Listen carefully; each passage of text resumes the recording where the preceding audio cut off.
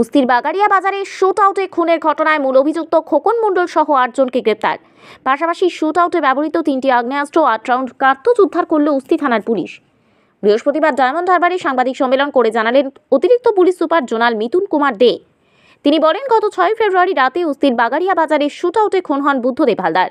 ঘটনার পর diamond Harbour police জেলার পক্ষ থেকে তদন্তের জন্য একটি বিশেষ টিম তৈরি করা হয়।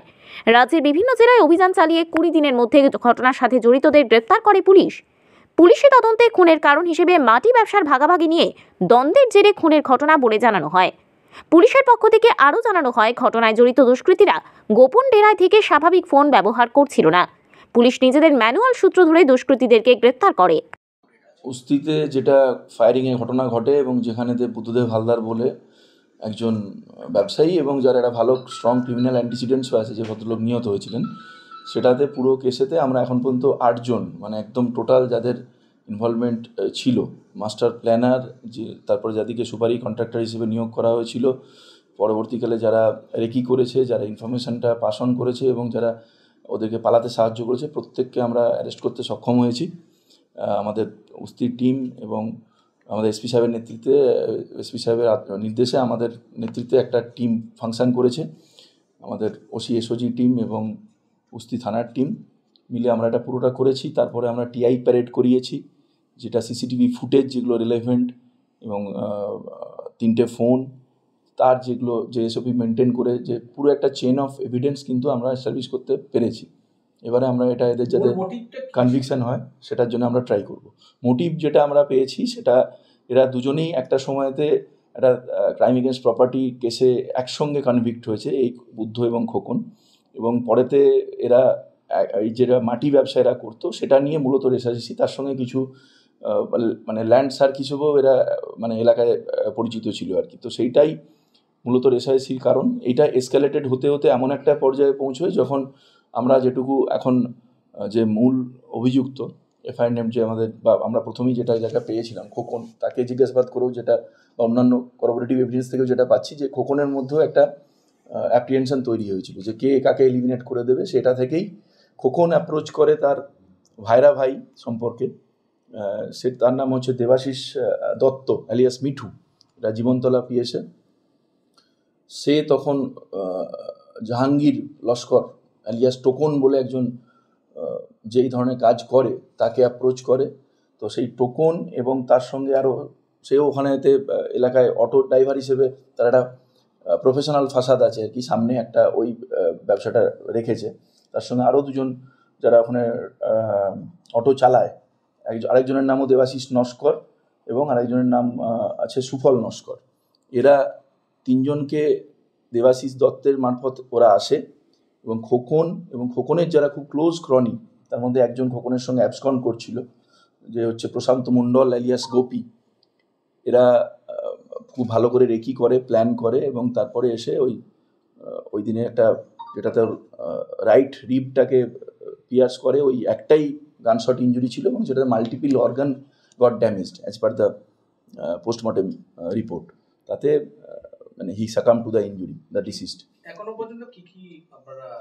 এখনো পর্যন্ত আমরা ফায়ার আর্মসগুলো 3টে ফায়ার আর্মস আমরা সিজ করেছি, যেটা বললাম ফোন 3টে, যেটা আমাদের খুব এভিডেন্সে কাজে লাগবে সেটা করেছি। যেটা টেস্ট আইডেন্টিফিকেশন প্যারেড যেটা হয় সেটা আমরা করিয়েছি, ফরেন্সিক এক্সপার্টসদের যে সাহায্যগুলো নেওয়ার কথা সেটা আমরা করেছি।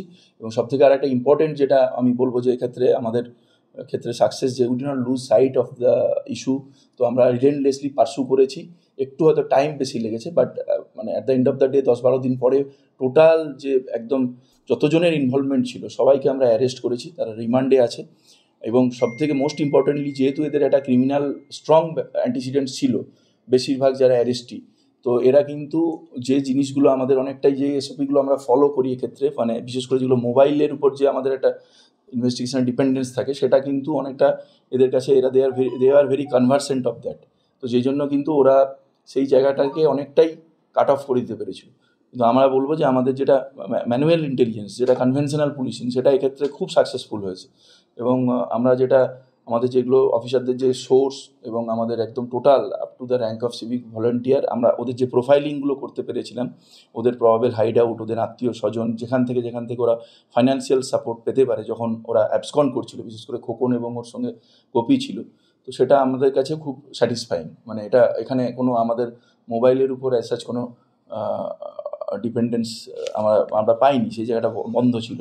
তো তারপরে আমরা we could track them down and finally we could arrest them. এটা এখন পর্যন্ত আমরা যাই পাইছি যে 5 লক্ষ টাকার একটা ডিল হয়েছিল। কিছুদিন আগে, ঘটনা ঘটার আগে, দীপক পুরকাইত বলে একজনকে একটা ল্যান্ড বিক্রি করে Khokon, sold of the land at 5 lakhs, এবং তার মধ্যে থেকে 4 লাখ টাকা অলরেডি পেমেন্টও করে দিয়েছিল। তো সেই জায়গাটাও আমরা প্রপারলি আমরা ট্র্যাক করেছি, সেই মানি ট্রেলটাও আমরা আমাদের ইনভেস্টিগেশনের মধ্যে নিয়ে আসছি। Thank you. এটা কি বলা যেতে পারে যে এই যে সুপারি যারা সবাই কি 24 পরগনা জেলারই, এরা এই যারা অপরাধের সঙ্গে যুক্ত মূল সব প্রত্যেকেই কি এই জেলারই বাসিন্দা? মোরাললেস এখন পর্যন্ত যেগুলো ঠিকানা পাওয়া গেছে তাতে এটাই এসছে যে যদি একদম বৃহত্তর রেভিনিউ ডিস্ট্রিক্ট হিসেবে ধরা হয়, বাট সেটা ইম্পর্টেন্ট হওয়ার থেকেও যেটা আছে যে এরা দুজনেই, যেটা আমি বলছিলাম যে এরা এর আগেও একাধিক, শুধু উস্তি থানাতেই এদের 5-6টা করে এর আগেও কেস থেকেছে। তারা পরবর্তীকালে বিভিন্ন সময় কোনো সময় কনভিক্ট হয়েছে, কোনো সময় জামিন পেয়েছে। মানে বিগত 20 বছরের ইতিহাস ধরলে অজস্র কেসে এরা আসামি, এবং পরের দিকে তারা কিছুটা হয়তো নিজেদের মানে সামনের দিকে একটা ফাসাদ তারা ক্রিয়েট করেছে যে তারা ব্যবসায়ী, কিন্তু deep down they are criminals. না, তাই এরা বিভিন্ন জায়গায় এরা ছড়িয়ে ছিটিয়ে যায়, কিন্তু এই যে বাকি পরপর যে আমরা 8টা অ্যারেস্ট করি, সেটা সবটাই আমাদেরকে বিভিন্ন ডিস্ট্রিক্ট থেকে আমরা ট্র্যাক ডাউন করে তাদেরকে অ্যারেস্ট করেছি। যে আর্মসগুলো রিকভার করেছেন কি ধরনের, আর কার্তুজ কতগুলো উদ্ধার হয়েছে? 8 রাউন্ড কার্তুজ আমরা করেছি। 3টে যেটা বললাম আমরা ফায়ার আর্মস, এগুলো ওয়ান শটারই আছে, যেগুলোকে আমরা চলতি ভাষায় দেশি বলি, কাট্টা বা বলি। তো তার মধ্যে 3টের মধ্যে যেটা থেকে ফায়ারিংটা হয়েছে সেটা একটু নতুন আর কি। ওরই মধ্যে